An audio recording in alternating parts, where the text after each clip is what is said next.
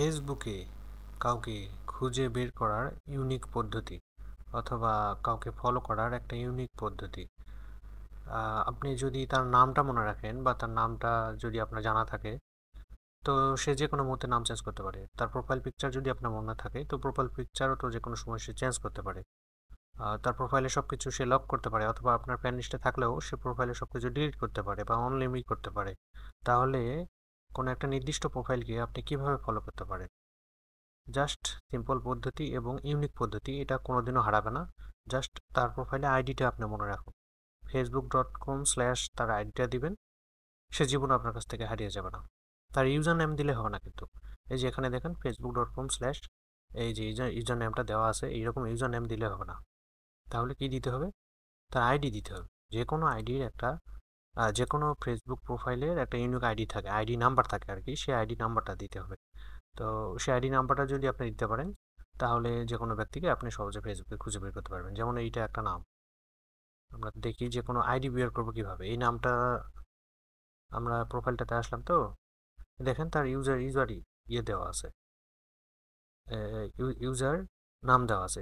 User নাম কি, এই যে এই নিচে যেটা দেখতে পাচ্ছেন, এইটা তার ইউজার নাম।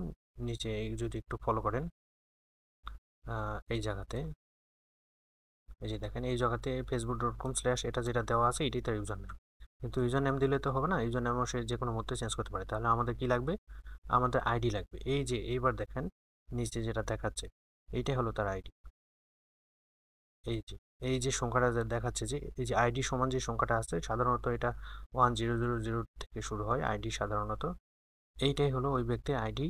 এই আইডি নাম্বারটা যদি আপনি মনে রাখতে পারেন, তাহলে এই ব্যক্তি তার প্রোফাইল পিকচার, কভার ফটো, নাম, সব কিছু যদি চেঞ্জ করে ফেলে, আপনি ইজিলি যে কোনো ব্যক্তিকে এভাবে তার আইডি নাম্বারটা যদি মনে রাখতে পারেন, তাহলে যে কোনো ব্যক্তিকে খুব সহজে খুঁজে পাবেন।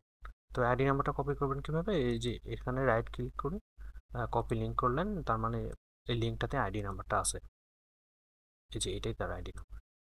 ব্যক্তি আইডি হলো এইটা। তো এইভাবে আপনি যে কোনো আইডি কপি করে রাখতে পারেন।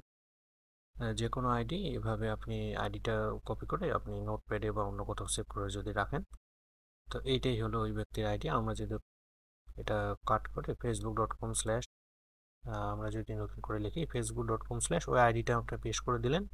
এখন জাস্ট এন্টার করবেন, দেখবেন যে ওই ব্যক্তির প্রোফাইলে ঢুকে চলে যাবে।